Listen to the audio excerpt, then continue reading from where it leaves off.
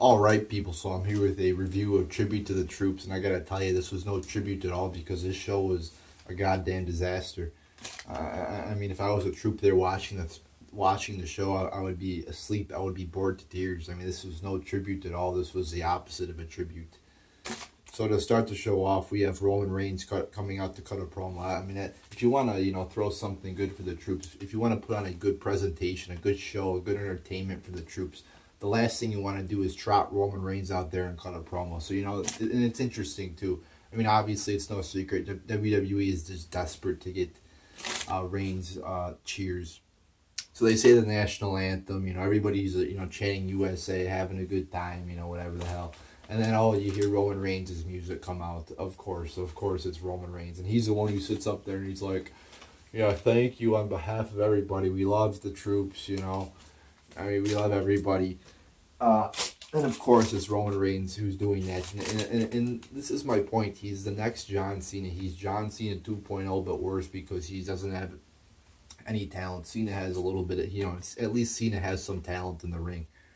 Now Reigns is doing the exact same thing Cena is doing, going out there and fucking, praising the troops, praising, people with cancer, whatever the hell, just to get fucking cheers. I mean, they're really exploiting the troops to get fucking cheers. I mean, that's pretty much what they're doing. So he's going out there, and you can't really boo him because, that really means you're booing the troops. So they do shit like that to try to get, their prized possessions, their golden boys over. So then Owens comes out there and actually cuts a good fucking promo. He actually comes out there and he's being funny and he cuts a good promo. He's not going out there sucking dick. I mean, I was expecting a fucking military guy to come out there. Roman Reigns just sucks his dick. I mean, it was pathetic the way he was, just fucking begging for cheers. So, Owens actually cuts a good fucking promo. He's funny, he makes jokes and shit like that. He's on another planet than Reigns when it comes to promo ability, when it comes to just talent, raw talent.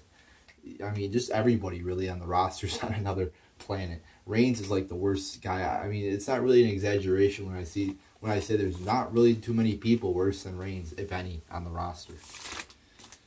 So then Rusev comes out, and then fucking Big Cass comes out, and we got a tag match. I mean, there you go. There's your typical WWE setting. Every fucking time they gotta have the opening promo to set up the main event. We just can't have an opening promo and cut a good promo. No, we gotta have it to set up the main event. So we get a little brawl. So, I mean, overall, it was all right. I mean, Owens saved it. So then we get Sheamus and Cesaro winning this Fatal 4-Way match to make the number one contender for the titles at the Roadblock.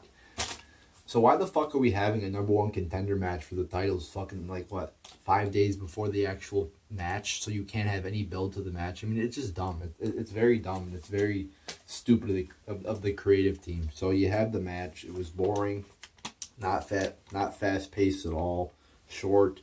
It was only 5 minutes and 45 seconds long. I gave it 0 out of 5 stars. I mean, should have been longer. Could have had more action. Could have had more fast. Better pace. And I mean, it's fucking Fatal 4-Way. A fucking Fatal 4-Way tag match. You got fucking 4 times 2 is obviously 8. You got 8 guys in there. But yeah, I mean, it just wasn't good at all. Then we have Apollo Crews defeating The Miz in a match I gave 0 out of 5 stars again. It was only 2 minutes and 30 seconds long. So my question is, why is The Miz, the Intercontinental Champion, being defeated in 2 minutes and 30 seconds by a fucking guy who's been a jobber? I mean, I don't know, maybe they started pushing him. I don't watch SmackDown anymore. But why is the Intercontinental Champion being defeated in 2 minutes and 30 seconds by a guy who's being accompanied by a fucking fat ass who nobody's ever heard of? I don't even know who the fuck they're like, Fluffy. Who the fuck is Fluffy? I don't know who the fuck this guy is. He's coming out there fucking fatter than Santa Claus, taking selfies with everybody. I mean, who the fuck is this guy? And again, why the fuck is the Intercontinental Champion being defeated in 2 minutes and 30 seconds? And he looks like a fucking clown. This is why the Intercontinental Championship and in the United States Championship have gotten such a bad rap, have been devalued. I mean, dog shit is more valuable than these titles. And this is why everybody fucking rants on this shit. They're worth nothing.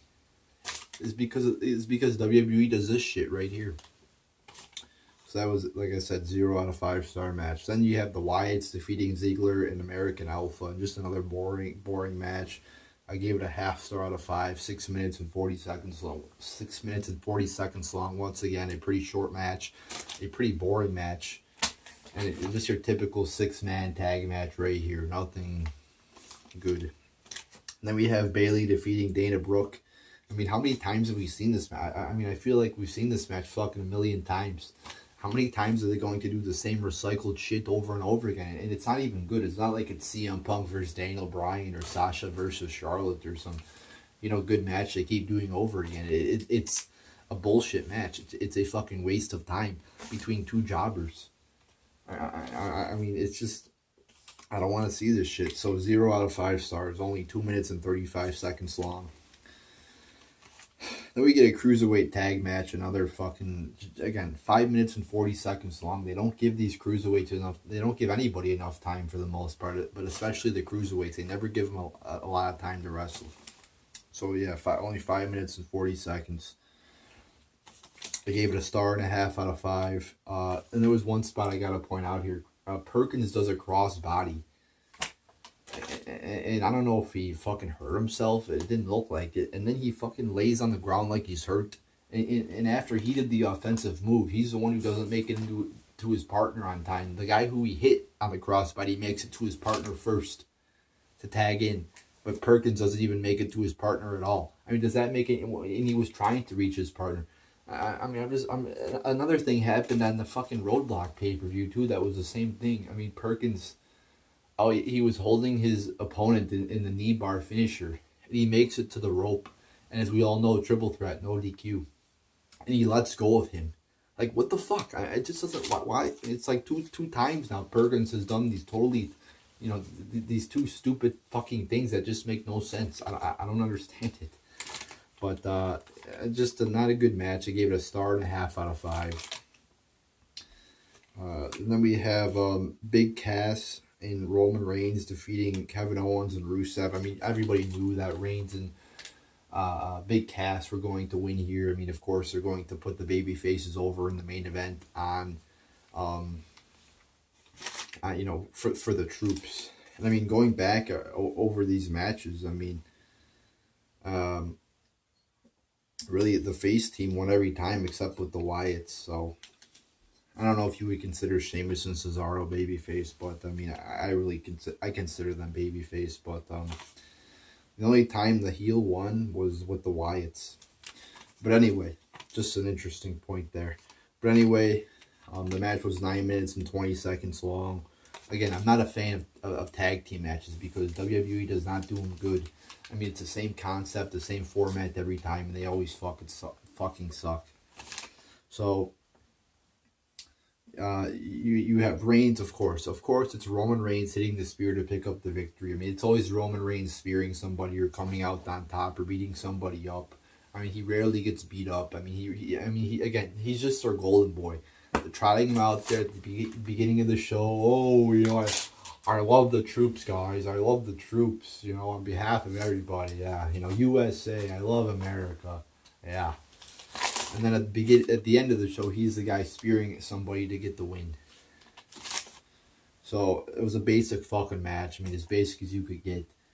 9 minutes and 20 seconds long. I gave it a half star out of 5. So, again, this whole show was a disaster. Total match time, 32 minutes and 30 seconds. That would equate to 5.4 minutes per match. I mean, it's just, I just want people to realize that because nobody ever talks about that. Because it's never, nobody ever keeps track of this shit except me. So it's just an important statistic. So 2 matches were 0 to 5 minutes, and 4 of them were 5 to 10. So there you go. On a fucking 2-hour show, not one match was over 10 minutes. And 2 were under 5. So there you go, people. There's your fucking Raw. Or not your Raw, your your fucking tribute to the troops, which was, like I said, no tribute at all. It was a fucking disaster, and I did not enjoy it one bit. And I'm sure the people watching at home did not like it one bit. So there you go, people. There's your tribute to the troops review.